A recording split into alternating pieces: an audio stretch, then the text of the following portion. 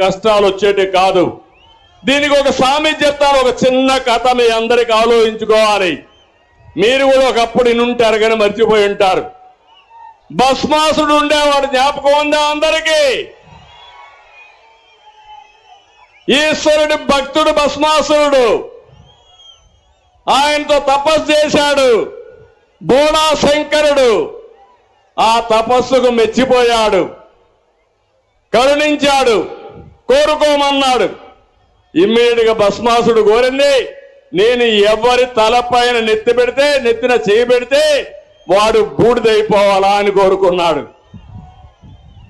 పాపం ముందు వెనక ఆలోచించలేదు. ఈశ్వరుడు ఆలోచించుకున్నా వరం ఇచ్చాను పో అన్నాడు. అక్కడి నుంచి ప్రారంభమైన కష్టాలు. తనకు వరం ఇచ్చిన భస్మాసురుడు, ఎవరైతే భస్మాసురుడు ఉన్నాడో శంకరుడి మీదనే చేయి పెట్టబోయాడు, ఆయన నెత్తినే చేయి పెట్టబోయాడు. శంకరుడికి దిక్కుదేల పాపం. ఏం చేయాలో ఆలోచించాడు, ఎక్కడెక్కడో దాంకున్నాడు.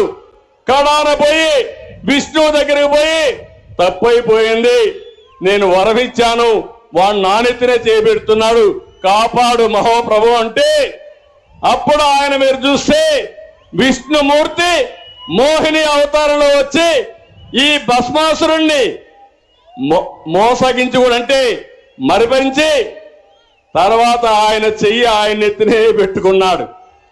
ఆ దెబ్బతో ఏమయ్యాడు? భస్మం అయిపోయాడు, బూడిదైపోయాడు. ఇప్పుడు ఇక్కడ ఏం జరిగిందంటే మీ దగ్గరకు వచ్చాడా? ముద్దులు పెట్టాడా? ఒక్కసారి అన్నాడా? మురిసిపోయారా మీరందరూ? ఓటేశారా లేదా? ఇప్పుడు అందరూ నెత్తిన చేయి పెట్టాడా లేదా అని మిమ్మల్ని అడుగుతున్నా. అందరికీ కష్టాలు వచ్చాయా లేదా మీరే చెప్పండి.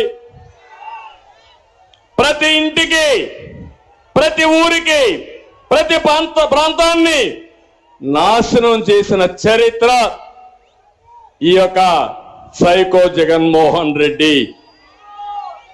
జగన్కు తెలిసింది రద్దులు, గుద్దులు, బొక్కుడు, నొక్కుడు, కూల్చివేతలు, దాడులు, కేసులు తప్ప ఇంకేమీ తెలియని వాడు.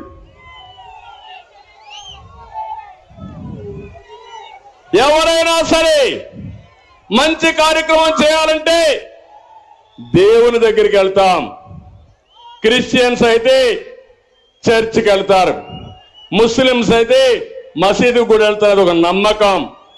కానీ ఈ జగన్మోహన్ రెడ్డి చేసింది ప్రారంభమే ప్రజావేదిక కూల్చి ఈ రాష్ట్రానికి నష్టం చేస్తూ విధ్వంస పాలనకి దోహదం చేశాడు.